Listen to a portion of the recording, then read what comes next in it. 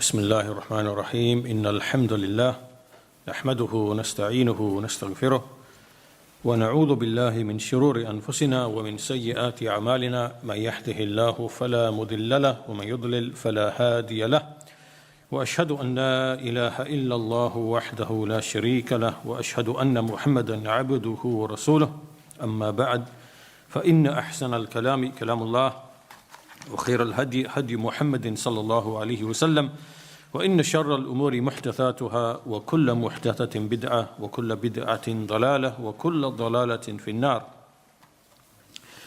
So today is our 9th lesson in the series on Madārij al-sālikīn of Ibn al-Qayyim rahimahullah ta'ala. And in the previous 2 lessons we were looking at how Surah Al-Fatiha is a refutation of every type of misguidance and every person or faction, group or sect of misguidance. So Ibn al-Qayyim, what he did is that based upon the 8 or 9 or 10 meanings that we find in Al-Fatiha, when we start from the beginning and we work our way through all the way to the end, we find, for example, at the beginning there is Alhamd, Allah is praised. He is worthy of praise because He is the Ilah. He is the one who is worthy of worship. So Alhamdulillah, we have Alhamd, we have Uluhiyya. And then we have Rububiyyah. Then we have Rahmaniyya, Ar-Rahman Ar-Rahim. Then we have the Mulk of Allah. To Him belongs the dominion. And likewise, there is the fact that there is the dominion over the Day of Judgment. That indicates establishment of the proof, iqamatul hujjah. That in turn establishes the risala, the sending of the messengers. Then we have إِيَّاكَ نَعْبُدُ وَإِيَّاكَ نَسْتَعِينُ. So Allah is the ma'bud, the one who is worshipped, and He is the one who is musta'an, the one who is sought for help. And then after that, we see that Allah is the Hadi, ihdina as-sirat al-mustaqim, and He is mun'im, the one who bestows the favor. So all of these meanings in Al-Fatiha, what Ibn al-Qayyim did is that he refuted each and every faction by way of some or all of these meanings. So we went through the atheists, those who deny a maker and a creator. We went through the people of Wahdatul Wujud, who believe in the unity of existence. Nothing exists except Allah. Everything is Allah. Likewise, the deists. Likewise, the fire worshippers, the Magians, the Majus. Likewise, the Qadariyah. Also, the mushriks, the polytheists of all their various types, whether the pagan Arabs, the Hindus, the Christians, the Yahud, the grave worshippers. Within Al-Fatiha is a refutation of them all from different angles. Likewise, the Jahmiyyah, who deny Allah's attributes, the Jabariyah, who believe that man has no will, he is forced to do his actions, Allah is the only one who acts. Likewise, the philosophers who believe that the universe is eternal and it exists by necessity of Allah's existence. If Allah exists, the universe exists. And likewise, those who deny that Allah has knowledge of the specifics. Those who say Allah only knows universals, but He doesn't know the specifics or the particulars. Likewise, the refutation of those who deny the prophethood and the messengership, those who deny that Allah speaks, Allah has the attribute of kalam, those who believe that the universe itself is eternal, those who are the sects like the Rafida and the Khawarij, and also those who deny that there will be a bodily resurrection, that the bodies will be resurrected on the Day of Judgment. So all of these, all of the refutations of all of these groups and factions, as you can see, this includes the whole of mankind. So every way that mankind can potentially go astray, be misguided or go astray, or be upon a false religion. All of that, the refutation of all of that, is included within Surah Al-Fatiha. So we finished that in the previous lesson. Then we started looking specifically at إِيَّاكَ نَعْبُدُ وَإِيَّاكَ نَسْتَعِينَ, and how everything in the creation, what Allah creates, what Allah commands, the punishment of Allah, the reward of Allah, all of it returns back to these two statements. إِيَّاكَ نَعْبُدُ وَإِيَّاكَ نَسْتَعِينَ. And he said that these two statements are divided. One of it is for Allah, one of it is for the servant. And so إِيَّاكَ نَعْبُدُ, you alone do we worship, this is for Allah. إِيَّاكَ نَسْتَعِينَ, from you alone do we seek help, this is for the servant. He went on to speak about how al-isti'ana, it combines between al-thiqa billah wal-i'timad alayh. It is to trust in Allah and depend upon Him. And this is the essence of tawakkul. He then went on to explain why in this ayah, why was إِيَّاكَ نَعْبُدُ placed before إِيَّاكَ نَسْتَعِينَ. And there are 7 or 8 reasons or wisdoms or angles as to why إِيَّاكَ نَعْبُدُ was mentioned first. We went through all of them. And also, why was it that Allah was put before the fi'l, the verb? Right? Because we said إِيَّاكَ نَعْبُدُ. We did not say لَا نَعْبُدُ إِلَّا إِيَّاكَ. لَا نَعْبُدُ إِلَّا إِيَّاكَ. This is the normal word order. Instead, we said إِيَّاكَ نَعْبُدُ. So it's reversed. Why was that? There's a reason. We explained the reason for that. And this is to indicate that Allah is specified with that worship. He is unique with that worship. So this is basically where we finished in the previous lesson. And so we're going to start lesson 9 from this point onwards. So basically in this lesson what we are going to do is that in this ayah, which is in the middle of Surah Al-Fatiha, إِيَّاكَ نَعْبُدُ وَإِيَّاكَ نَسْتَعِينَ, this, as we said, is what all of the books that Allah revealed, all the 100, 104, all of them are summarized in the 3 books, the Quran, the Torah, and the Injil. And all of them are summarized in the Quran, and all of the Quran is summarized in the Mufassal of the Quran. And then all of that is summarized in Al-Fatiha. And all of Fatiha is within this middle verse. إِيَّاكَ نَعْبُدُ وَإِيَّاكَ نَسْتَعِينَ.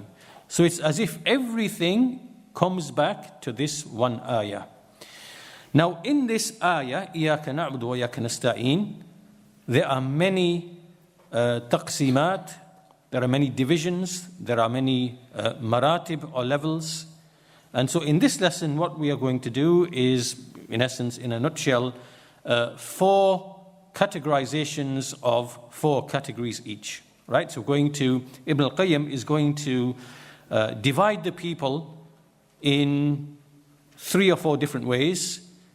And in each of those ways, the people fall into 4 categories. So that's what this lesson is going to be, inshaAllah ta'ala, if we are able to complete all of it. So let's commence. So he says, إِذَا عُرِفَ هَذَا. So once we've understood what has preceded, that إِيَّاكَ نَعْبُدُ وَإِيَّاكَ نَسْتَعِينَ, it's the secret to understanding Allah's creation and command, His reward and His punishment, His books and His messengers, and tying all of that together, bringing all of that together. This is what إِيَّاكَ نَعْبُدُ وَإِيَّاكَ نَسْتَعِينَ does. إِذَا عُرِفَ هَذَا. Once we understand that, فَالنَّاسِ في هذين الأصلين وهما العبادة والاستعانة أربعة أقسام. So once we've understood this, then these 2 foundations which are mentioned in this ayah, which is ibadah and isti'anah, that we worship Allah and that we seek His aid in worshipping Allah. That when we look at these 2 things, then the people, they are divided into 4 categories as to where they stand in the implementation or the actualization of these 2 things. So these 4 categories, he says, first of all, أجلها وأفضلها. The loftiest and the most superior, the most excellent of these four categories is Ahlul Ibadati wal Isti'anati Billahi Aliha. It is those people who are the people of worship, so they worship Allah and they make isti'ana billah, they seek assistance from Allah upon this, upon worship, upon the worship of Allah. And he says, فَعِبَادَةُ اللَّهِ غَايَةُ مُرَادِهِمْ وَطَلَبِهِمْ مِنْهُ أَنْ يُعِينَهُمْ عَلَيْهَا. Basically, so they when they worship Allah, this is their ultimate goal. And they request from Allah, they ask Allah that He aids them upon this worship. And He grants them success to be able to establish this worship. And this is why the most excellent type of dua, the most excellent type of supplication that Allah Tabaraka wa Ta'ala is asked is to ask Allah al-i'ana ala mardatihi. Right? The most excellent supplication that is found is that you ask Allah to aid you in receiving His pleasure, meaning establishing His worship to receive His pleasure. And this is why the Prophet sallallahu alaihi wasallam, he taught Mu'adh bin Jabal, who is his beloved, radiyallahu anhu. He said, "Ya Mu'adh, wallahi inni la uhibbuk." O Mu'adh, indeed, I love you. I love you. فَلَا تَنْسَ أَن تَقُولَ فِي دُبُرِ كُلِّ صَلَاةٍ. So do not forget to say after every prayer, Allahumma a'inni ala dhikrika wa shukrika wa husni ibadatik. So he taught him to say this dua after every prayer. O Allah, aid me upon your remembrance and your gratitude and your excellent or your good worship. So the most beneficial type of dua that a servant can make is to ask Allah to aid him in seeking His pleasure. And the greatest of gifts that a person can be granted is this request. And then Ibn al-Qayyim makes an observation. He says that if you look at all of the supplications, all of the du'as which are reported, you find that all of them revolve around this one thing. That essentially every supplication that you are making from the supplications which are ma'thura, which are related, you find that the intent behind all of those supplications is to achieve this objective. What is this objective? It is al-awn ala mardatihi. It is to gain Allah's help and assistance to gain His pleasure. And all of the supplications are founded upon that, or it is asking for that, or it is asking Allah to repel the opposite of that, or it is something that facilitates that, or facilitates its ways, or completes and perfects that. The completion and perfection of receiving Allah's aid for His assistance. So all of the ad'iyah, they all revolve around this one thing. And this is why Shaykh al-Islam Ibn Taymiyyah rahimahullah, he said, تَأَمَّلْتُ أَنْفَعَ الدُّعَاء. I reflected on what is the most beneficial dua. فَإِذَا هُوَ فِي سُؤَالِ اللَّهِ الْعَوْنَ عَلَى مَرْضَاتِهِ. So he said, so after reflection, I found that it is to ask Allah for His aid, to aid you in attaining His pleasure. Then he says, ثُمَّ رَأَيْتُهُ فِي الْفَاتِحَةِ فِي إِيَّاكَ نَعْبُدُ وَإِيَّاكَ نَسْتَعِينُ. Then I saw that this supplication is actually in Al-Fatiha. When it is said, you alone do we worship, and from you alone do we seek help.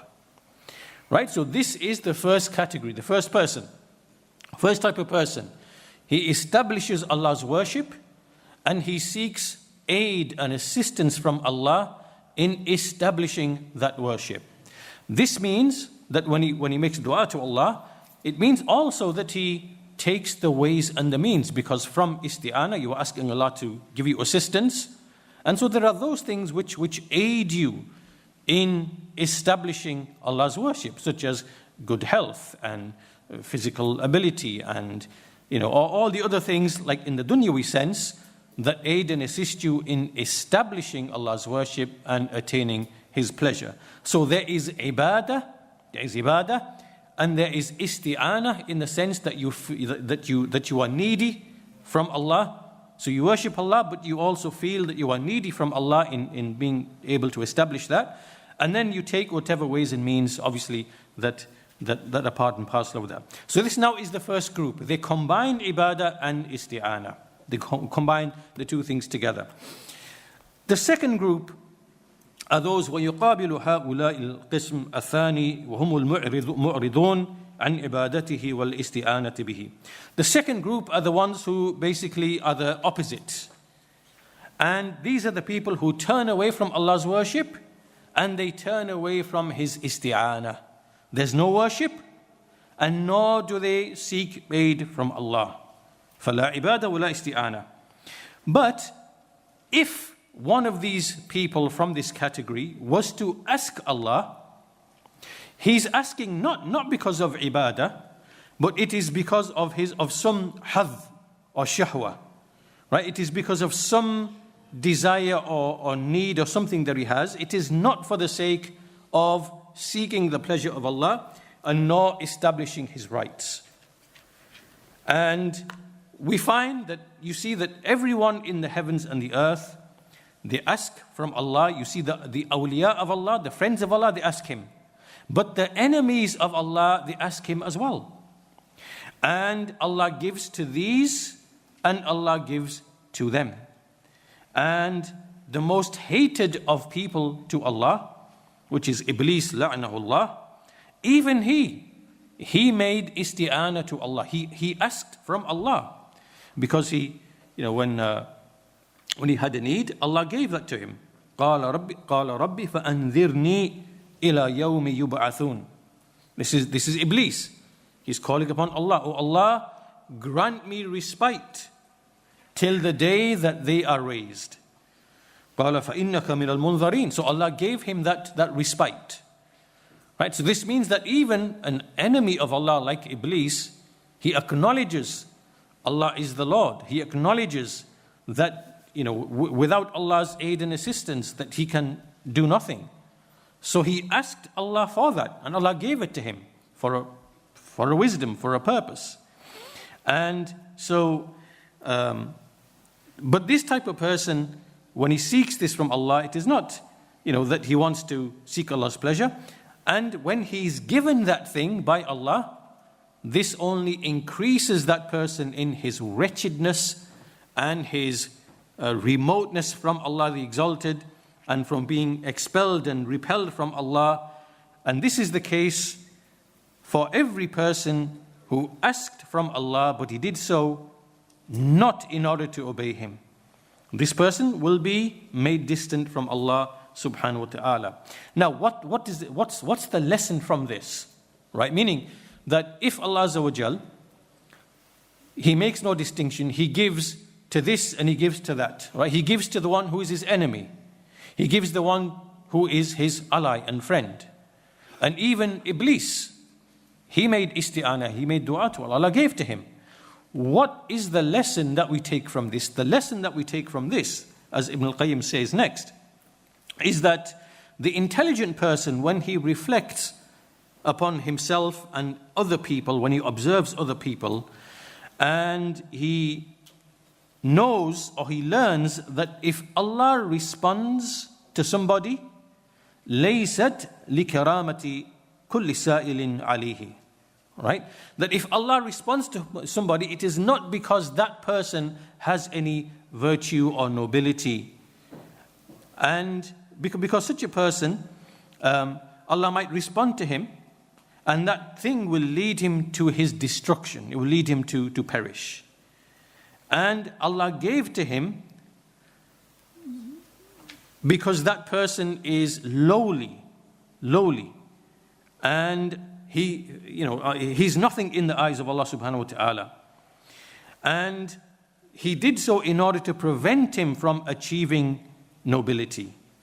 Right? But then on the other side, there might be someone who Allah prevents. Allah does not answer that person. And he doesn't answer him in order to protect him.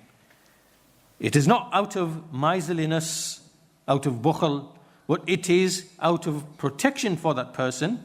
And he did it because he wants that servant to be noble, to remain noble, and because of love for him, and because he wants to behave graciously towards him, right? So the point being that Allah answering and giving, Allah not answering and withholding, this has no connection to the honor of a servant and the disgrace of a servant. There's no connection between these two. Otherwise, if that was the case, then Allah would never give to any of the people of disbelief. And He would always give to the people of Iman.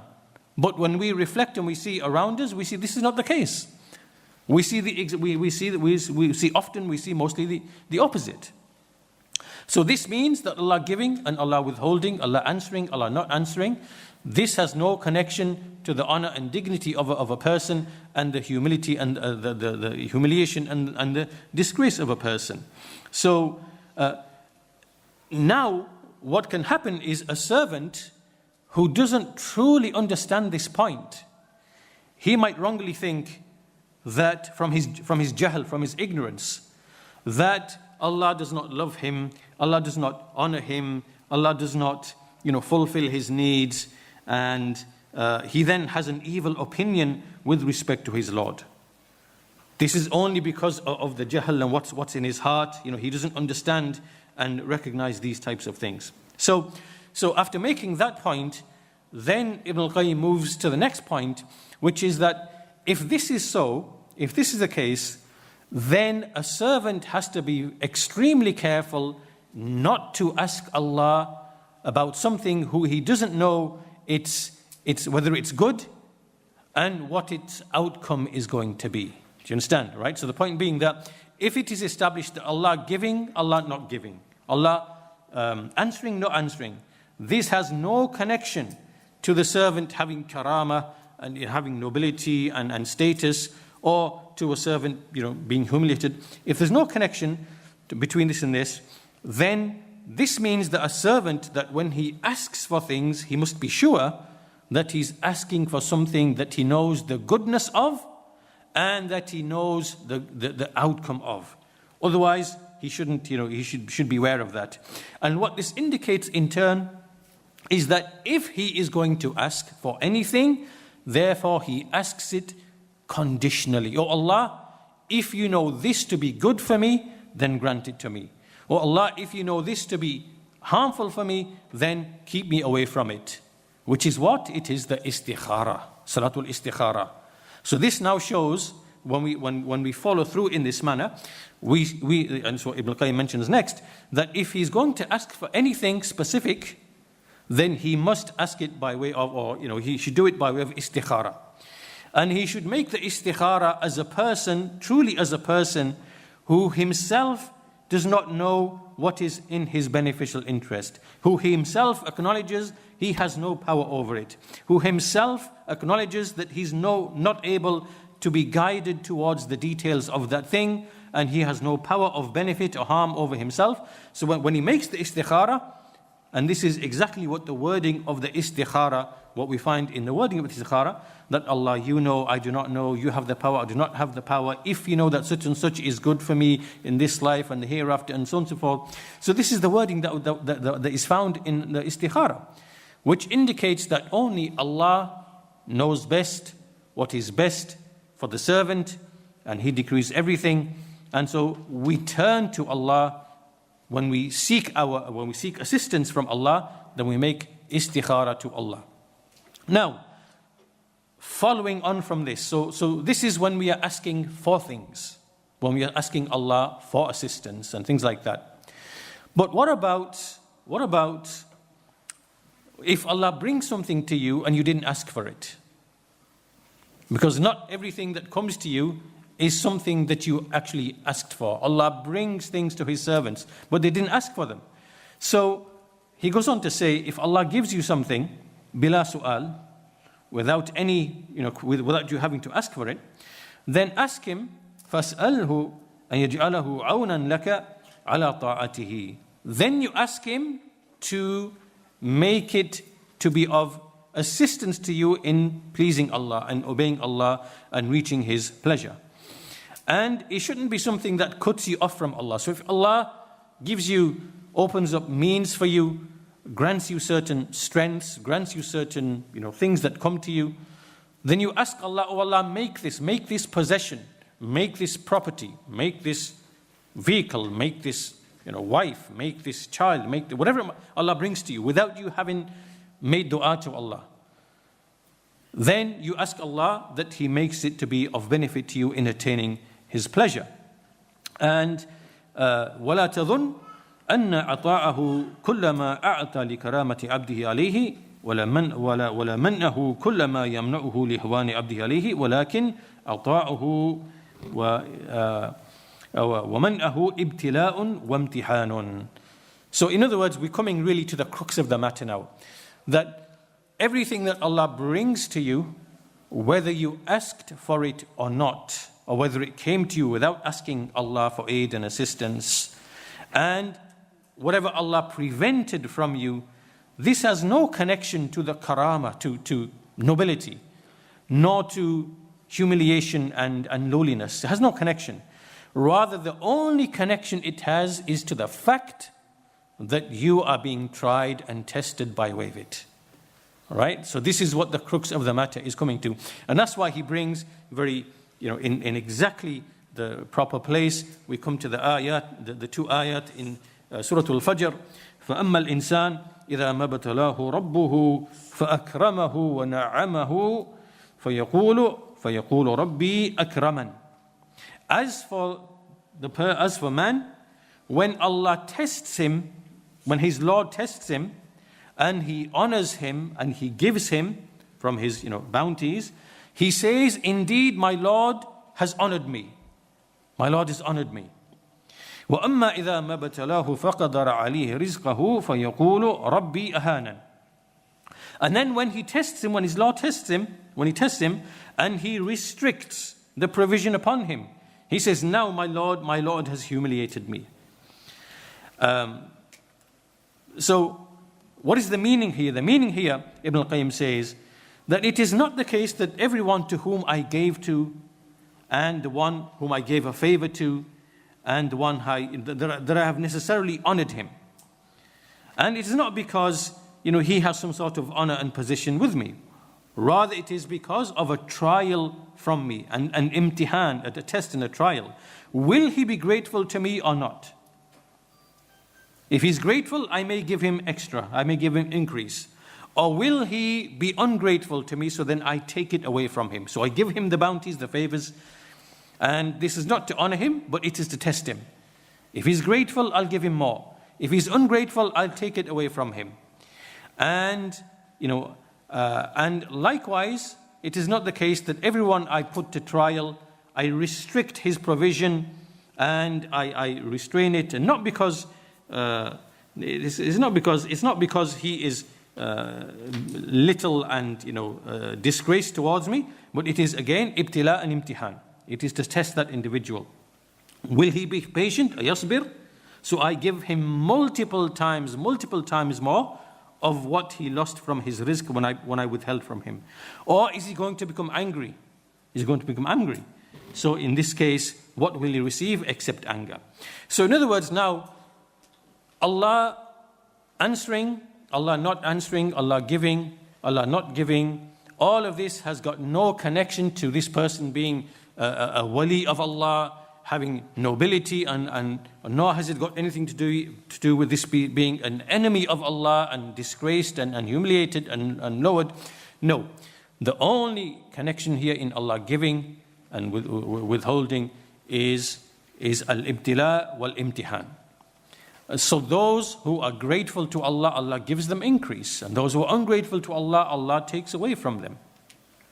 So here Ibn al-Qayyim says that Allah subhanahu wa ta'ala, He rejected the notion that a person who believes that because I've got plenty of rizq, this is now Allah honoring me. Allah must be honoring me. And that poverty is something that Allah humiliates people with, right? This is the rich, affluent people, this is how they often think. This is found with the rich and affluent people. They think that because Allah has given me riches, Allah has honored me, Allah has ennobled me. And I'm not like those poor people who are in poverty. Allah has disgraced them and humiliated them. He ties Allah honoring and dishonoring, Allah raising and Allah lowering, He ties it to the issue of the rizq, the abundance of rizq. And so this, Allah is refuting that notion in these two ayat in Surah Al-Fajr. He goes on to say, فَأَخْبَرَ أَنَّ الْإِكْرَامِ وَالْإِعَانَةِ لَا يُدُورَانِ على المال وسعة الرزق وتقديره فإنه سبحانه يوسع على الكافر لا لكرامته ويفتر على المؤمن لا لإهانته. He says Allah refuted the notion here that He informed that honoring and belittling, they do not revolve around wealth and rizq and its restriction, or because Allah might expand the rizq for a person of disbelief, not because of his honor. And He might restrict for a believer, not because of his dishonor and lowliness, but rather the true honor, and this is where it comes to the important point now. It is إِنَّمَا يُكْرِمُ مَنْ يُكْرِمُهُ بِمَعْرِفَتِهِ وَمَحَبَّتِهِ وَطَاعَتِهِ. So here now we've got the answer to what is the real honor. What is the real honor? So the honor is not wealth. It's not Allah answering you and giving to you. And dishonor and humiliation is not Allah withholding from you and not answering you. But, what is because that's all connected to ibtila. That's ibtila. But the real honor, what is it? It is the ma'rifah of Allah, loving Allah, muhabba of Allah, and ta'atullah, the obedience to Allah. This is the true honor.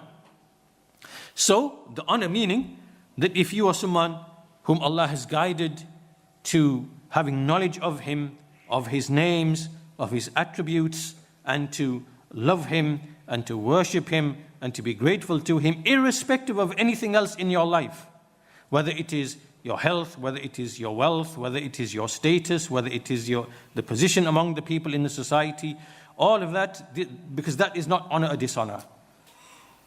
Honor and dishonor returns back to the one to whom Allah bestows ma'rifah wa mahabba wa ta'ah. And as for the one that Allah humiliates and belittles, the true sign of belittling and humiliating, then that is he belittles him bil-i'rad anhu wa ma'siyati. Right? The one who turns away from Allah and who disobeys Allah. So this now is the true. So basically, if you are someone, and alhamdulillah, we praise and thank Allah that Allah has guided us to Islam, to Iman, to Tawheed, to the Sunnah, to having knowledge of Allah upon the way of the Sahaba, not the Jahmiyyah, not the Mu'tazila, and that we are upon Iman, upon the way of the Quran and the Sunnah, not the way of the Murji'ah, not the way of the Khawarij, and so on and so forth. This is true honor. This is where true honor lies. This is the one whom Allah has truly honored. This is where the izzah and the honor truly lies. And so Ibn al-Qayyim goes on to say, therefore, the happiness of the life and the world revolves around all of this. It returns back to what? إِيَّاكَ نَعْبُدُ وَإِيَّاكَ نَسْتَعِينُ. You alone do we worship, and from you alone do we seek help. Right? So all of this, we discussed this under the second group. Right? The second group, the first group, they combine ibadah and isti'ana. The second group have none. They do not worship Allah, nor do they seek aid from Allah. And so underneath this comes many important lessons that Ibn al-Qayyim discussed. Right? That, al-karama wal-ihana is got nothing to do with Allah answering you or giving to you, because Allah answered Iblis's dua. Allah gives to the people of disbelief. Allah gives to those those people who are so greedy over this life they wish they could live for 1,000 years. These people, right, who embezzle people's wealth and find ways and schemes to take people's wealth in different ways, through usury, through trickery, through deception, through leeches, parasites like this, and they wish they could live for 1,000 years. Allah gives them everything. That gives them. You take all the wealth take the wealth of the nations, take this, take that, take property, take wealth, take it all. This is not honoring, this is not, this is ihana, this is belittling and humiliating these people, right? Because it is ibtila. So underneath that, there's these beautiful observations that Ibn al-Qayyim has made regarding, what is honor and dishonor really tied to, and the fact that a believer, he makes isti'ana to Allah, he makes istikhara, because he does not know in what thing lies good for him. So he asks in a conditional sense, and that's the istikhara. And often a man might tie his wealth, whatever, he thinks that Allah's honored him because of his wealth. No, that's not true. That's not true. True honor is in al-iman, in having ma'rifah of Allah.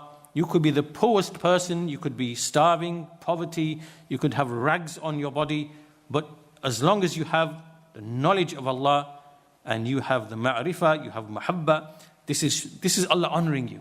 Allah has honored you. Right? So this is how the believer thinks. Now the third category he goes on to mention is القسم الثالث من له نوع عبادة بلا استعانة.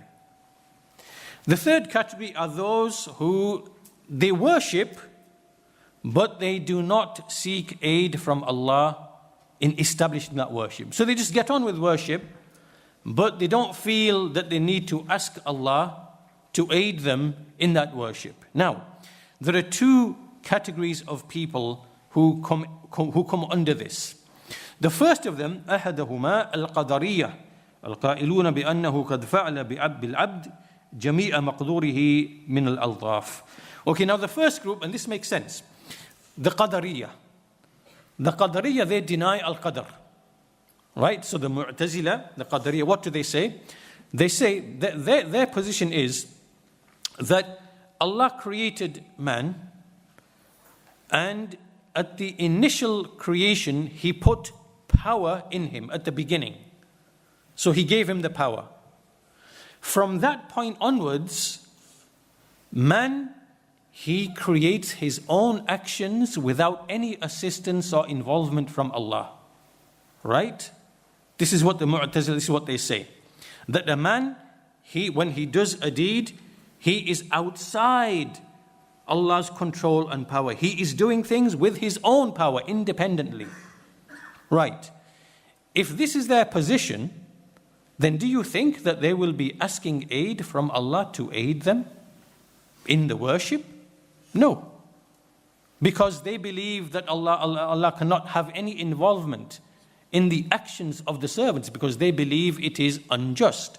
It is unjust for Allah to decree something upon you and to create your actions and then to reward and punish you. Right? This is what they wrongly believe. So therefore they say, Allah gave man the initial power. You are given qudra at the beginning, the initial power. But as and when you do the acts of worship, when you do your actions, at that point Allah has no involvement. Allah is not creating your actions. It is not Allah's will, it is not Allah's qudra, it is your will and your qudra that is, being performed outside of Allah's control and power. If that's the case, then why do you need to ask, oh Allah, why do you need to ask Allah to aid you then? Then it doesn't make any sense for you to do that. Right? So this is the Qadariyah. Worship Allah, but you are not going to make isti'ana. And this is a refutation of these people. They read the refutation of themselves every time they pray. إِيَّاكَ نَعْبُدُ وَإِيَّاكَ نَسْتَعِينُ. Well, you're asking Allah to aid you. Why are you asking Allah to aid you in the worship if you believe that Allah plays no role in your actions? It doesn't make any sense. So, in a way, the Mubtadi'ah who recite Al-Fatiha, the Jahmi, the Ash'ari, the Mu'tazili, everybody they're self-refuting every time they recite Al-Fatiha in many different ways, as we covered previously. So this is the first of the two groups. The second, An-Naw' al-Thani, and this group here, in a way, he's alluding to Man lahum ibadat wa awrad ولكن حظهم ناقص من التوكل والاستعانة. He's kind of alluding here to the people of Jabr, right? So the Qadariyah say Allah has no role, Allah has no power in the actions of the servants. We create our own actions. The Jabariyah, they say that Our actions are forced upon us. We have no choice in our actions. If that's the case, then why are you asking for isti'ana again? So on either side, can you see where making isti'ana to Allah, if you believe that Allah is for, like you are forced to do your actions, you have no choice, then why are you asking Allah for isti'ana when He's the one who's doing your actions in the first place, according to your belief? So these types of people here, they have ibadah, but without isti'ana. However, Ibn al-Qayyim was very careful in his words. He said, "Man lahu naw'u ibadatin bila isti'anatin," meaning that this isn't like universally the case with all of these people, right? But this is what you find with them. This is what you find with them. This is necessitated by their belief. But you will find among them, like some of these people, they will have some maybe tawakkul, they will have some of these affairs, but in reality, their worship is impaired by their erroneous belief. So to the extent, he says, to the extent that وَلَهُمْ مِنَ الْخِذْلَانِ وَالضَّعَفِ وَالْمُحَانَةِ وَالْعَجَزِ بِحَسَبِ قِلَّةِ إِسْتِئَانَتِهِمْ وَتَوَكُّلِهِمْ. So the less and the absent their tawakkul, their isti'ana from Allah, then they will be abandoned and they will be weak and they will have inability. This is how it is. This shows, just this example of al-qadr, here we have a real practical example to show how an incorrect belief can be very, very harmful and detrimental to a person's worship and to his needs to Allah. In this case, this is al-qadr and al-jabr. He goes on to say, he then goes on to explain in this section here, what is the meaning of tawakkul? If someone was to say, فَمَا مَعْنَى التَّوَكُّلْ وَالْإِسْتِئَانَةِ, he summarizes it in a nice paragraph. He says, قُلْتُ هُوَ حَالٌ لِلْقَلْبِ يَنْشَأُ عَنْ مَعْرِفَتِهِ بِاللَّهِ تَعَالَى. Right, so when we want to describe what is tawakkul, what is isti'ana, we discussed this previously. At-tawakkul is a-thiqa billah, that you trust in Allah and you depend upon Him, meaning you trust in Allah. In fact, what he says next, it means that these two things, tawakkul, isti'ana, they emanate from having knowledge of Allah, and it is a state of the heart. Right? So what is that knowledge you have of Allah? It is that you know tafarrudihi bil khalq, that Allah is unique in creating, and tadbir, in regulating His creation, wal-dar wal-nafa, and that He is unique in bringing benefit and bringing harm to you, wal-ata wal-man, and giving to you and withholding from you, and that whatever Allah wills will occur. And whatever, even if the people don't will it, even if the people did not will it, and whatever Allah does not will, it will not happen, even if the people will it to happen. So once you have knowledge of all these things that we just mentioned, Allah is unique in creating and regulating, in giving benefit or bringing harm, or in giving and withholding, and that whatever He wills happens. Once you understand all of that, then naturally the heart, what happens with the heart? The heart is that a person will depend upon Allah. He will resign his affairs to Allah. He will be at ease with Allah. He will have thiqa billah. He will have dependence or trust in Allah. And he will, this will lead him to make tawakkul upon Allah, and his heart will be filled with these things. Ibn al-Qayyim gives an example. He says, if you look at the case of a child towards its parents.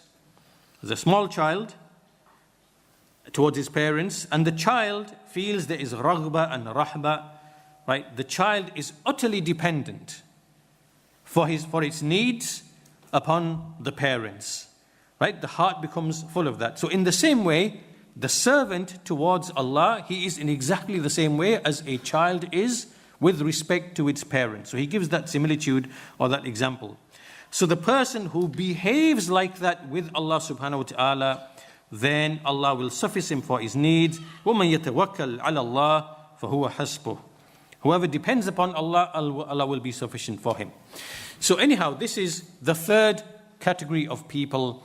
Those who worship Allah, but then you don't find that state of being in their heart where they feel that they need to rely upon Allah, trust in Allah, depend upon Allah, ask from Allah to aid them and to give them tawfiq. This state does not exist in the heart, right? So this would be, we can see clearly why the Qadariyya would be absent this. We see also why the Jabariyya, many of the Sufis, they would be absent this because they believe Allah is the one who's really acting through them and they are forced to do. But true reliance, true tawakkul, it comes upon knowledge and recognition of these affairs that we just mentioned. Now, this brings us to the fourth and final category, and this is the one, وَهُوَ مَنْ شَهِدَ تَفَرُّدَ اللَّهِ بِالضَّرِّ وَالنَّفْعِ. This is the one who acknowledges, right? He sees that Allah is the one who benefits and harms. Whatever He wills happens, whatever He does not will does not happen. But alongside that, he does not worship Allah, right? So this person acknowledges everything comes from Allah, but he doesn't worship Allah. He relies upon Allah. He seeks aid from Allah, but only to achieve his worldly, hudud, shahawat, aghrad, his things that he seeks, his lusts, his objectives, right? So when he relies upon, when he depends upon Allah, relies upon Allah and asks from Allah, it's not to worship Allah, but it's to gain something from the world, its riches, its pleasures, its objectives, goals. So he asks Allah for them, and so then Allah grants them to him, and it could be wealth, it could be leadership, it could be status and position in the eyes of the people, it could be other things, it could be many other things. It could be being given power, being given establishment upon the earth. But all of these things, ultimately, they don't have any, they don't lead to anything positive. Right? Having mal does not lead you to Islam. Having wealth does not in itself lead you to Islam. Likewise, having status, position, all those things, and they don't bring you closer to Allah or give you walaya. Right? Al-mulk, wal-jah, wal-mal, wal-hal, all of these, they are given to the righteous person and to the sinful person. They are given to the believer, they are given to the disbeliever. Allah does not make any distinction in respect of these affairs. They are given to all of the people of the earth. So that does not necessitate that you will be guided to Islam. Right? So these people who, this is their way, they ask Allah only, they know that Allah is the Lord, the Creator, the Provider, the one who gives, the one who takes. And so they depend upon Him. For what?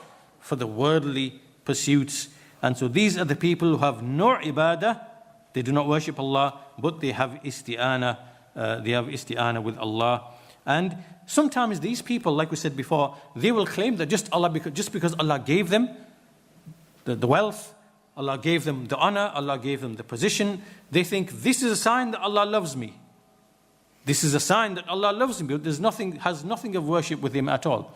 This is what you see from many of these very highly successful people. They have a vague general belief in Allah, and they think they believe that because Allah has given them what they asked for, that somehow this now is a sign that Allah actually loves them. And this is not a sign at all. This is not a sign at all. This person who thinks like this, فَهُوَ مِنْ أَجْهَلِ الْجَاهِلِينَ وَأَبْعَدِهِمْ مَعْرِفَةً بِاللَّهِ تَعَالَى وَدِينِهِ. Such a person is the most ignorant of the people and the distant away in knowing Allah, the Most High, and His religion.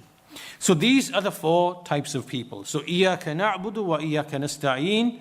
Within this, we can divide the people into how they combine these two things, or they do not have any of these two, or they combine one, or they have one and not the other.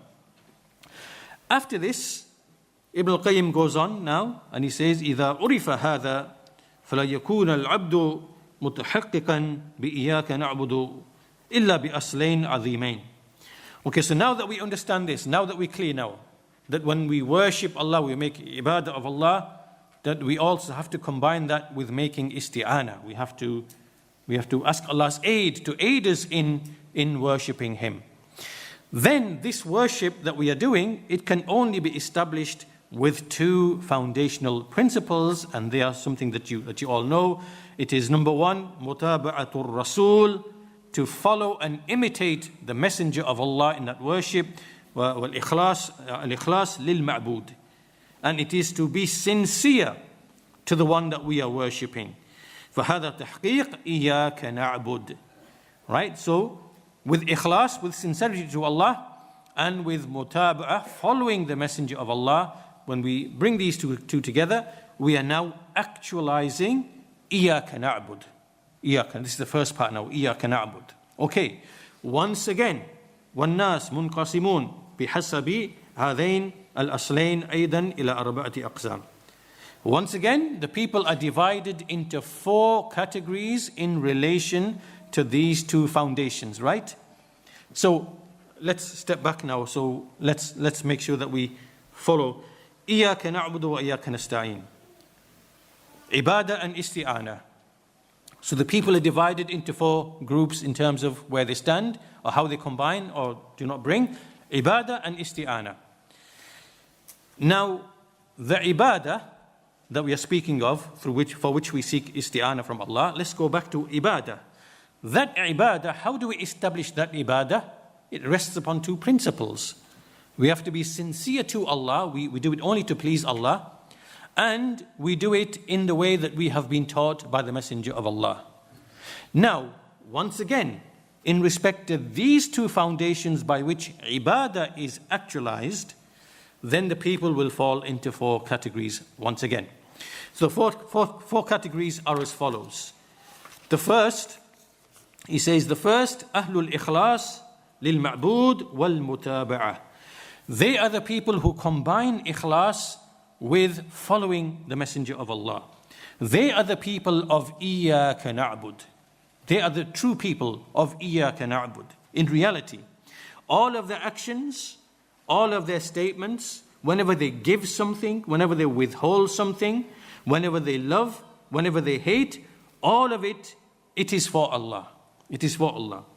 And all of their interactions that they have with the people, the mu'amala that they have with the people, zahiran and batinan, inward and outward, it is for the sake of Allah, for Allah's face alone.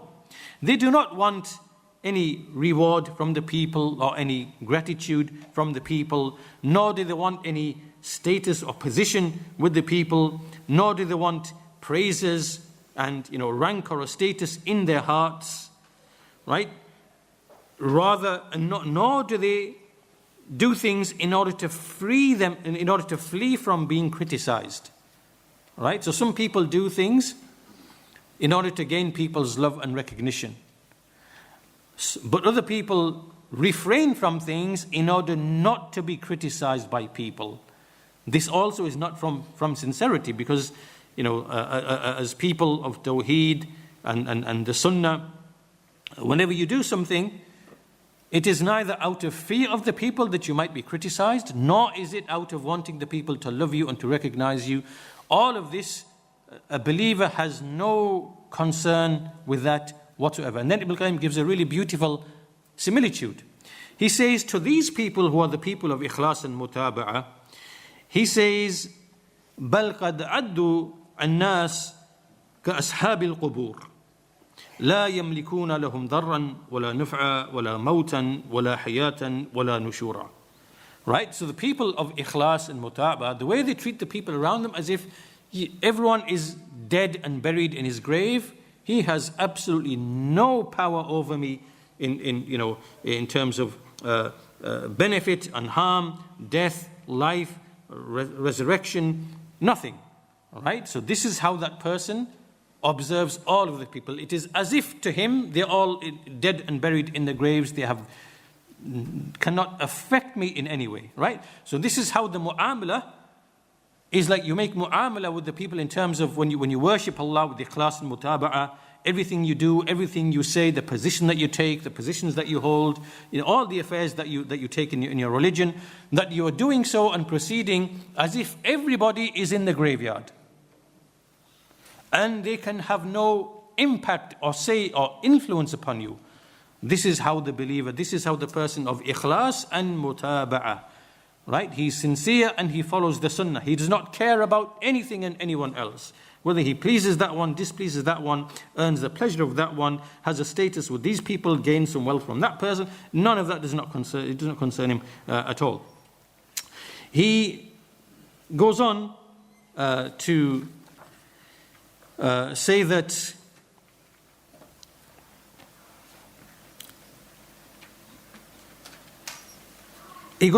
people who do actions in order to please those people, to have a position with them, a status with them, and to hope in harm and benefit from them, all these things, this person is jahil. He's ignorant. He's jahil of them. He's jahil of his Lord. So he doesn't know his Lord, the person who behaves like this. He doesn't know the reality of the people either, right? And he is, a person has to put the people at their proper level. Whoever knows Allah will be sincere to Allah in his speech and deed. And when he gives, when he withholds, when he loves, when he hates. So this is the first category. He then continues to explain. He mentions the statement of Al-Fudayl bin Iyad, the famous statement, the ayah الذي خلق الموت والحياة ليبلوكم أيكم أحسن عملا. In relation to this ayah in Surah Mulk, that Allah, the one who created death and life, that he may test you as to which one of you is best indeed. Al-Fudayl bin Iyad, he said, huwa akhlasuhu wa aswabuhu. That which is the most sincere and the most correct. So they said to him, what is the most sincere and what is the most correct? So he said that action, when it is sincere but not correct, it will not be accepted. And if it is correct, meaning in accordance with the Sunnah, but not sincere, then it will not be accepted until it is khalisan sawaban, until it is pure and it is correct, sincere and correct. Sincere means that it is for Allah. Correct means that it is in accordance with the Sunnah. This is what is mentioned at the end of Surah Al-Kahf. فَمَنْ كَانَ يَرْجُو لِقَاءَ رَبِّهِ فَلْيَعْمَلْ عَمَلًا صَالِحًا وَلَا يُشْرِكْ بِعِبَادَةِ رَبِّهِ أَحَدًا. Whoever hopes in the meeting with his Lord, let him work righteous deeds and let him not associate any in the worship of his Lord. Right, so this is the first group. They are the people of ikhlas and the people of mutaba'ah. This is how they worship Allah. When they worship Allah, when they give, when they withhold, when they make friends, when they break friends, when they love, when they hate, all of it is done sincerely for the sake of Allah and for no other reason. And the people have no influence or consideration in what he does, what he says, what he pronounces, what positions he holds. Rather, they are like the people dead in the graves, and they have no power or whatever over him. This is how he proceeds. The second group are the ones man la ikhlasa lahu wa la mutaba'ah. So now this is the opposite. No sincerity, no following of the Sunnah. And these types of people, he says, these are like the people who do deeds. They beautify their deeds for the people. They want to be seen by the people. And they do it not by what Allah legislated, but by what Allah did not legislate, by bid'ah, by innovation, right? So in other words, these people are neither following the Messenger of Allah in the worship, nor are they seeking the face of Allah in that either. They got it wrong both ways. It's wrong both ways. So these people would be, in fact, he says, هؤلاء هم شرار الخلق وأمقتهم إلى الله عز وجل. They are the most evil of people, and they are the ones who are most hated by Allah. They are the ones who are mentioned in the ayah, وَلَا تَحْسَبَنَّ الَّذِينَ يَفْرَحُونَ بِمَا أَتَوْا وَيُحِبُّونَ أَن يُحْمَدُوا بما لم يفعلوا فلا تحسبنهم بمفازة من العذاب ولهم عذاب أليم. Do not think that those who rejoice on account of what they have been given and they love that they should be praised for that which they did not do. Do not think that they will escape the punishment, for them is a painful punishment. Who are these people? Ibn al-Qayyim says that these are the people يَفْرَحُونَ بِمَا أَتَوْا مِنَ الْبِدْعَةِ وَالضَّلَالَ وَالشِّرْكِ. Right? So these are the people who are upon bid'ah, dalala, shirk. They are like the Sufis, for example, extreme Sufis. They worship the graves, they invoke the saints, they worship Allah with innovated forms of worship, with singing and dancing and all these other types of things.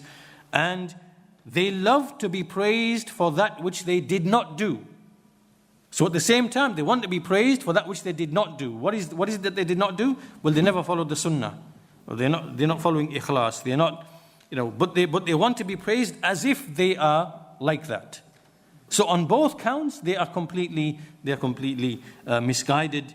And he says this type of people, you find them often. These types of people are found amongst those people who basically ascribe to knowledge and to poverty and to worship and to piety and to being upon the straight path. And they're upon innovations, misguidances, they're upon showing off, seeking to be heard. So this is a truly evil state to be in. May Allah protect us from that category. The third category of people is man huwa mukhlis fi a'malihi lakinnaha ala ghayri mutaba'ati al-amr كجحال العباد والمنتسبين إلى طريق الزهد والفقر, so on and so forth. So the third group are those who have sincerity with them, but it is without following and imitating the Messenger of Allah sallallahu alaihi wasallam. These you find among the ignorant worshippers, those who ascribe to, like the Sufis, they ascribe to abstinence from the world, to poverty, and everyone who worshipped Allah upon other than His command, right? And they believe that what they are doing is nearness to Allah. The one who believes, for example, that clapping hands and what the Sufis do in terms of like their dhikr and worship, they think this is nearness to Allah. This is not nearness to Allah, right? They might have sincerity and they want, but this is totally wrong. This is not what the Messenger of Allah sallallahu alaihi wasallam, what he commanded and how Allah is to be worshipped. And likewise, that you find yourself in seclusion and you abandon the people and you want to abstain from everything and you think this is piety. No, like the monks who go in the monasteries and they, escape from life and they think this is this. No, Allah didn't command this. Allah didn't command this. Allah asked you to take part in the world and to take from the world that you need. وَلَا تَنْسَ نَصِيبَكَ مِنَ الدُّنْيا. Do not forget your portion in the world. Right? So this is also wrong. Ikhlas, but the way you are worshipping Allah is not correct. The fourth category is the one who follows the command, but it is for other than Allah. So this person is doing everything in accordance with the Sunnah. He's worshipping Allah upon the Sunnah. Everything is correct, but he is basically, he just wants to be seen by the people, right? He recites the Quran so it can be said, what a beautiful reciter. He makes jihad so it can be said, what a brave man, what a brave fighter. He gives in charity so it can be said, what a generous man. And the scholars explain that the one in whom most or all of his actions are like this, then this is hypocrisy, this is nifaq. This is hypocrisy, the hypocrisy of disbelief. This is a hypocrite who does not really and truly believe. But as for the one from whom this happens, rarely or, not like the first type, then this is a sinful believer. And this person's actions will not be accepted. وَمَا أُمِرُوا إِلَّا لِيَعْبُدُوا اللَّهِ مُخْلِصِينَ لَهُ الدِّينَ. They were not commanded except to worship Allah in the right way, but doing so how? Being sincere to Allah in the religion. So these now are another group of 4 people in terms of where they stand in relation to the 2 foundations of ikhlas and mutaba'ah, the 2 foundations by which we establish إِيَّاكَ نَعْبُدُ. Now Ibn al-Qayyim moves to the next group and he says, ثُمَّ أَهْلُ مَقَامِ إِيَّاكَ نَعْبُدُ لهم في أفضل العبادة وأنفعها وأحقها بالإيثار والتخصيص 4 طرق. وهم في ذلك أربعة أصناف. Okay, so the next category of 4 is, he says that, again, reflecting upon إياك نعبد. We see that the people, like when they look at all of the acts of worship, and they see, okay, what is the best worship? What is the most beneficial worship? What is the most worthy that should be chosen? We find that there are 4 orientations. And practically you will see this among the people. There are 4 orientations. The first, as-sanaf al-awwal. There's a group of people who believe عندهم أنفع العبادات وأفضلها أشقها على النفوس وأصعبها. Right, so among the worshippers, among the believers, you will find a category of people, and their outlook on worship is that they believe that the more difficulty there is in the act of worship, the harder it is, the more toil and struggle you have to go through. This means that it is a better and loftier act of worship. So in other words, there are some people who worship Allah, and they believe that in the worship that I do, or in the forms and types of worship in which there is the greatest difficulty, the greatest hardship, that this therefore must be the most superior type of worship.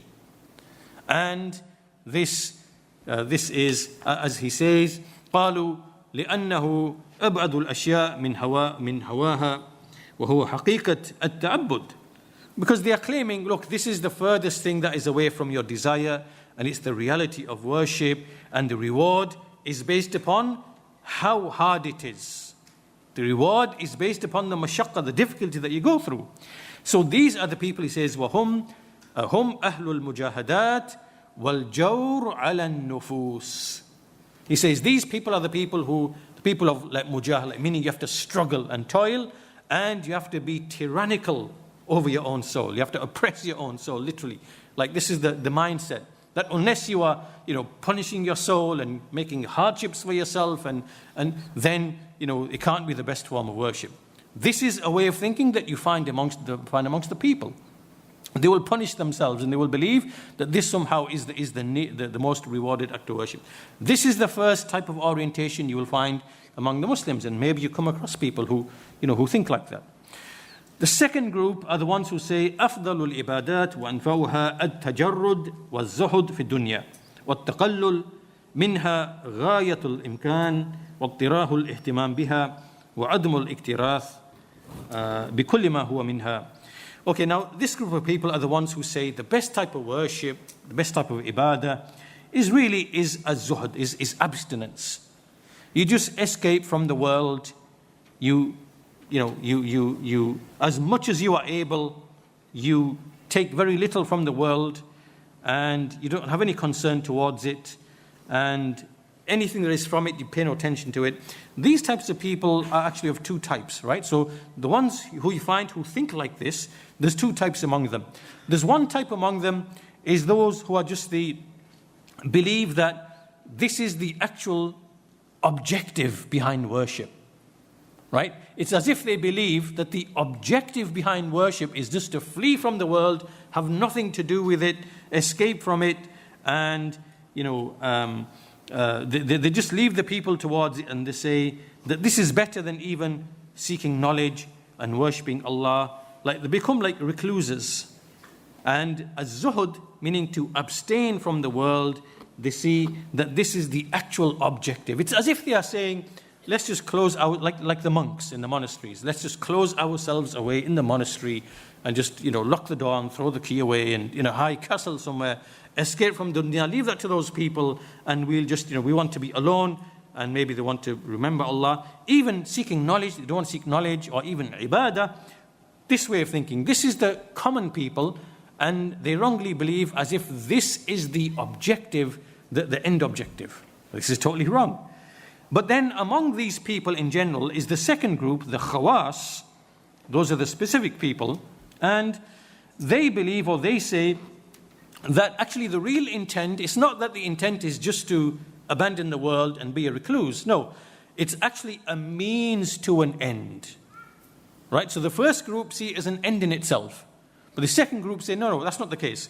that is only a means to an end, right? So when you refrain from the world and you have zuhud, what's the objective behind it? Objective behind it is to gather your heart and make it, make it only connected to Allah, and to be concerned with Allah, and meaning you empty your heart of everything so that it can be, it can be filled with Allah, with tawakkul, with Allah's pleasure, with all those types of things, and to remember Him, and so these type of people, the second type of people who believe that it's only a means to an end. He says that these people in turn themselves fall into two categories also, right? So let's get this right. The first group who believe it to believe it's an end in itself, right? So they think that being recluse and having nothing to do with the world, and it's like an end in itself. This is wrong. The second group are the ones who say, no. We use this as a means to an end. What is the end? The end is to have the heart be preoccupied with Allah and with nothing else. So the reason why we're keeping away is that we want to have ibadah, tawakkul, and so on and so forth. And not so much ibadah, but we want the heart to be like, just remembering Allah. Then from these people are of two types. The first type are those is those who, when they hear a command or a prohibition, then they rush towards it and they do it, they fulfill it, right? So meaning they will do the acts of obedience, even if it takes them away from having their heart preoccupied only with Allah. Meaning that if there's an obligation in the Sharia, they will go and do it, even if it means their heart somehow becomes distracted slightly from being filled with remembering only Allah. That's the first group. Then the second group are those, and this is like from among the Sufis, again, they are the ones who will say, well, actually, no. If we go to fulfill the obligation, our hearts will now be disturbed from being preoccupied only with Allah.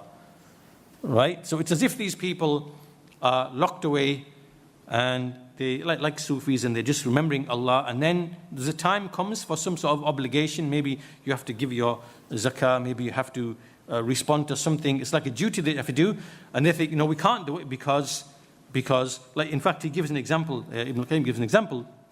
He says that one of those people asked one of their sheikhs, if the mu'adhin gives the adhan, and I am, by myself, I am combining my heart, with Allah, and I'm preoccupied with Allah. And if I stood and I went to go and, then my heart will not remain the same. So what should I do? He said, when the mu'adhin gives the adhan, and you are stood under Allah's arsh, then stand and respond to Allah's caller, and then return to your place. That meaning, as if stand right there and then do what you need to do and then go back down. And meaning, don't respond because it's going to take you away from your preoccupation with Allah. Meaning, don't fulfill an obligation because the obligation itself is going to distract you away from Allah. Right. So this is great misguidance.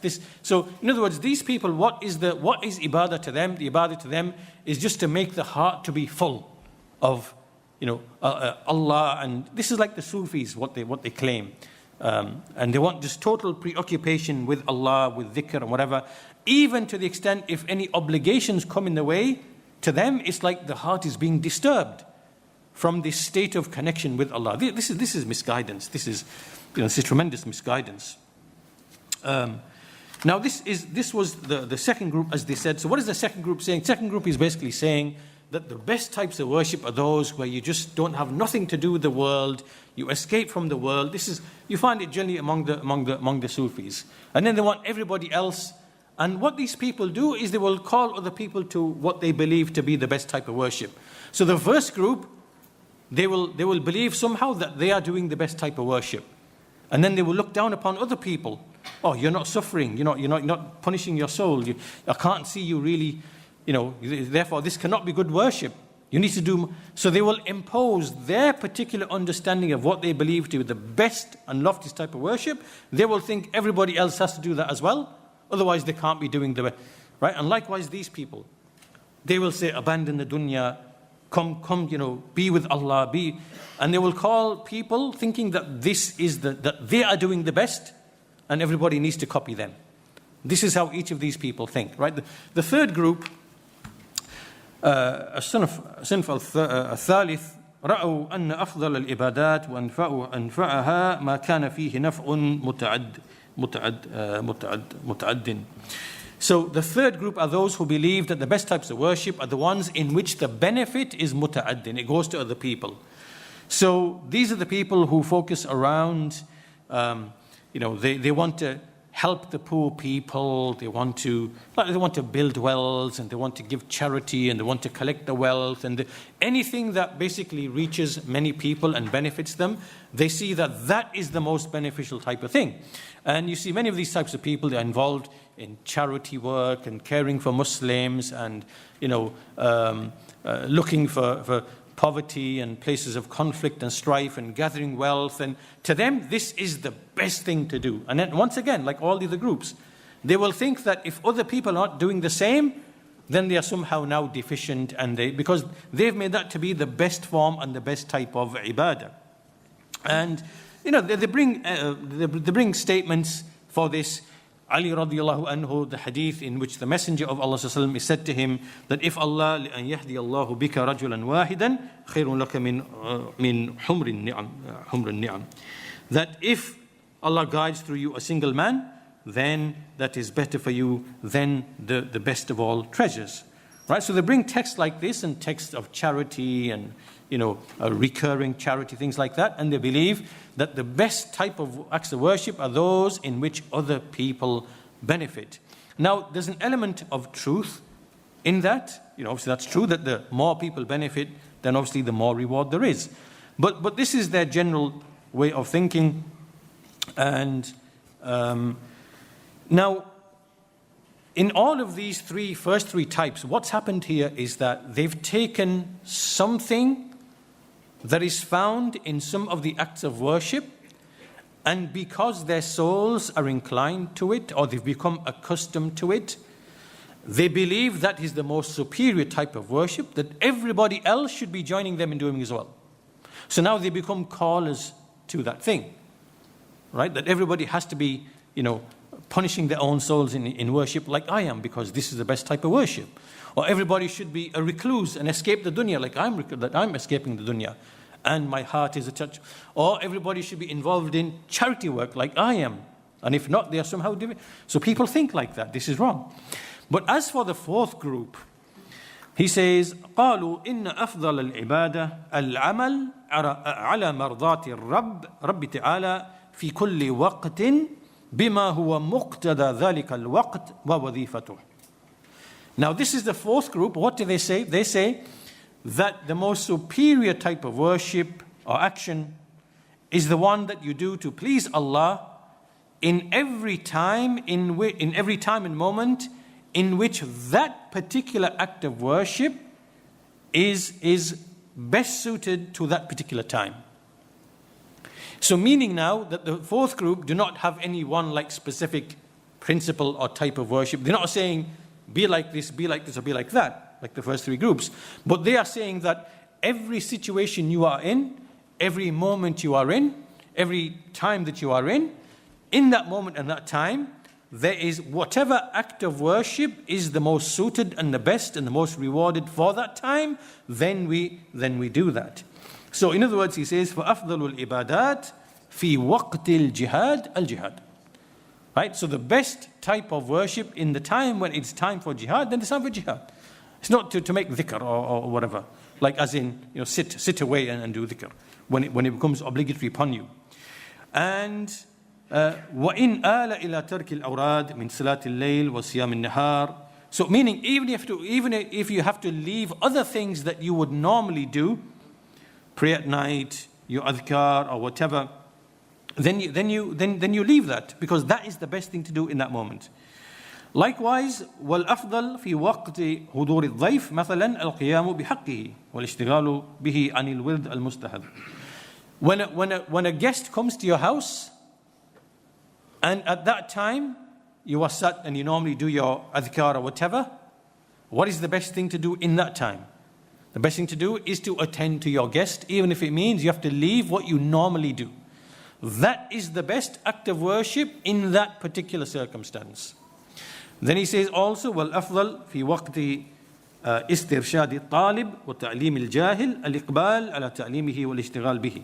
Likewise, if someone comes to you, a jahil who wants to be taught, then the best thing to be done there and then is to teach that individual, even if it means you have to leave something else that you might be accustomed to doing at the time.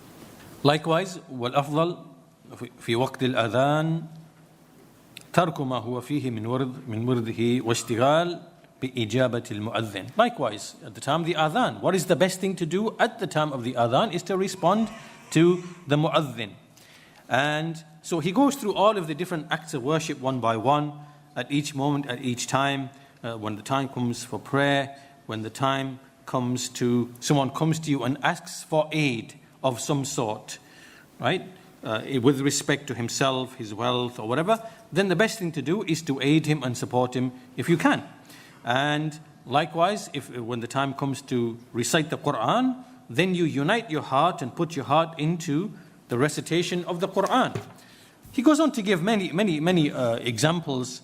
When you are at Arafah, the best thing to do with Arafah is to make tadarru, dua, to make dua with humility and dhikr. But you don't fast on the day of Arafah. Right? So in every moment, in every situation, in every time, there is that which is afdal for you to do in that moment, in that time. Like the 10 days of Dhul Hijjah. There are certain things which are the best things to do in that time. Frequent worship, takbir, tahleel, tahmeed, right? That is the best thing to do in those days. Likewise, the last 10 days of Ramadan, to stick to the masjid, to be alone, to make i'tikaf if you can, to avoid mixing with the people, right? In that situation, to avoid mixing with the people, that is the best thing to do in that specific moment in time. When your Muslim brother is ill, that's the time to go and visit him, because that's the best thing to do in that particular situation, to help him, to aid him, to make dua for him, to console him, to support him, and so on and so forth. Likewise, when there are certain calamities that befall, this is the time, the greatest time for patience and sabr. When it is the time for hardship upon your soul and to fight against your soul and to go through the toil and the effort and the struggle, then you do that.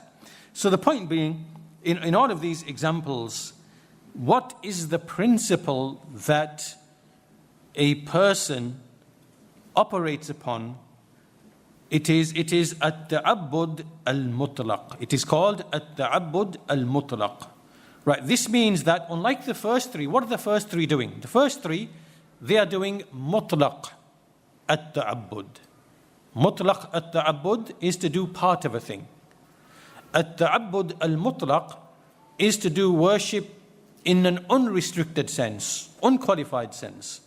So a believer doesn't come out from the beginning and say, right, my path in life is going to be whatever is the most difficult, hardest thing to, upon me, upon my soul, upon whatever, that's the best type of work. No, you don't think like that. Nor do you think I'm going to escape from the world and preoccupy my heart with Allah and not be disturbed by any. That's wrong as well. And nor do you say the best thing is to go out and help the people, be concerned about the Muslims and this whatever. And that's no. There's a time and a place and an afdaliyah at every moment in time, depending on what that is. And the Sharia has come and has designated that.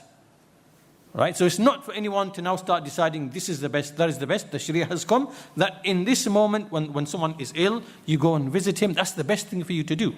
And to leave whatever else you might be doing. Right? At the time of the adhan, you forget everything else. You respond to the mu'adhin. Leave your Quran. Stop reciting the Quran. Even though we know the Quran as a deed is but in that moment, you've got to leave that and do what is afdal in that moment in time. right? So this is what we call at-ta'abbud al-mutlaq, right? It is to worship Allah in an unrestricted sense with all forms and types of worship, and to do them at the moment in time that it is afdal to do them. So he goes on to, in fact, the rest of it I will leave. He goes on to speak about this a bit more, and he mentions al-abd al-mutlaq. So we have to be an abd al-mutlaq, al-abd al-mutlaq, meaning that you are not someone who's restricting the most superior types of worship to a particular category or a particular thing, because then you will be limiting your worship and your ubudiyyah and what you consider to be afdal, and you will be departing from the sharia by doing so, like the first three categories, right? So you do everything at the right time based upon what is the best thing to do at that time. This is how a servant, he becomes when a servant becomes like that he goes along with Allah's command, whatever it is at any moment in time, this is the person فَهُوَ لِلَّهِ وَبِاللَّهِ وَمَعَ. Right? You are for Allah, you are by Allah, and you are with Allah. Right? When you worship in this, when you make at-ta'abbud al-mutlaq, then you are lillah wa billah wa ma'allah in all situations, right? When you worship Allah in this way, meaning when you stick to the Sharia and you do things at that time, which in that moment in time is the afdal. So this now is the third category of four, right? Which is, what is the most superior type of worship? Because iyyaka na'bud, it is ibadah. So what is the most superior type of ibadah, therefore? Is it to do the most difficult, hard things upon your soul? Is it to just abandon, become a recluse and to fill your heart with Allah? Is it to, just to fulfill the needs of the people where the benefit expand? What is it? The best type of ibadah is not in any one thing. It is whatever is the best in whatever that situation that you are in, or that comes to you from Allah's decree, right? So this is how the believer operates. This is how he moves forward in his ibadah. He doesn't become, let's say, like biased toward one thing, or swerving towards one thing, right? He keeps his balance, and so in this manner he behaves and he conducts himself. He's always with Allah, and in every moment he is like the rain. Wherever the rain falls, it benefits, right? So wherever the rain falls, he behaves like that. His benefit in what he does, there is benefit in all situations, in all circumstances. This is how he is. This brings us now to the final. It's only a page left. We'll finish with that, inshallah ta'ala. Now we come to the fourth categorization in iyyaka na'bud. He says, وَبِنَاء إِيَّاكَ نَعْبُدْ عَلَى أَرْبَعِ قَوَائِدٍ. The foundation of إِيَّاكَ نَعْبُدْ is built upon four principles or four foundations. التحقق بما يحبه الله ويرضاه من قول اللسان والقلب وعمل القلب والجوارح. So this now shows that this ibadah is of four levels.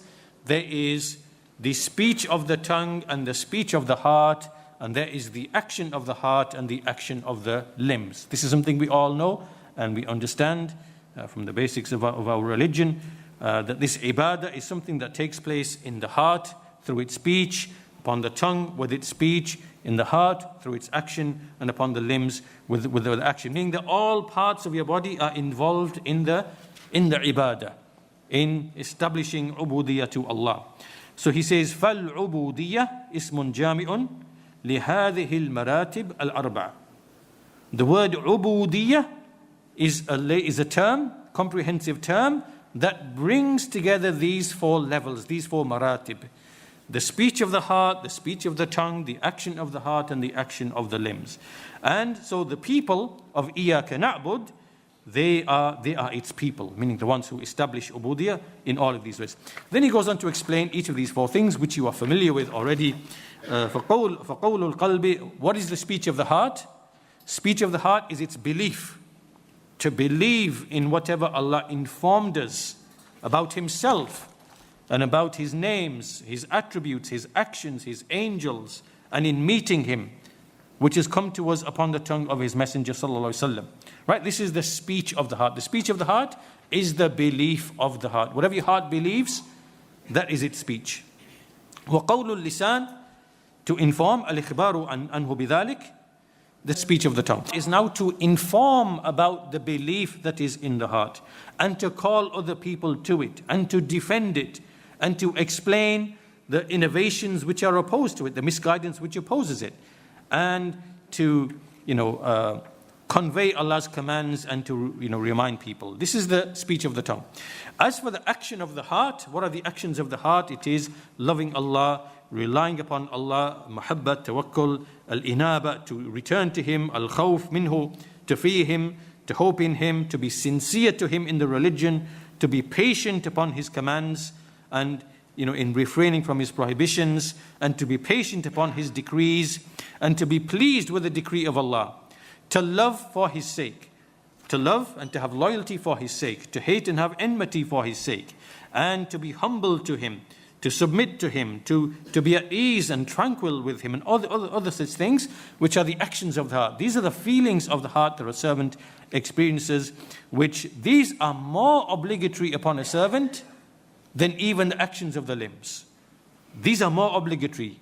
These are obligated upon you first and foremost, because the actions of the limbs derive from them. Right? So this is from the greatest of the affairs of ubudiyah. It is what happens in the heart, whether these actions are obligatory or whether they are mustahab.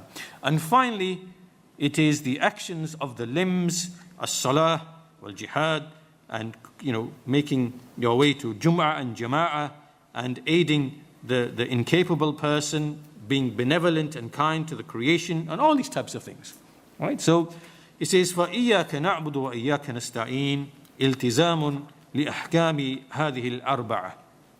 So إِيَّاكَ نَعْبُدُ وَإِيَّاكَ نَسْتَعِينُ is to stick to the rulings of these four things, right? The speech of the heart, speech of the tongue, action of the limbs, action of the action of the heart, action of the limbs.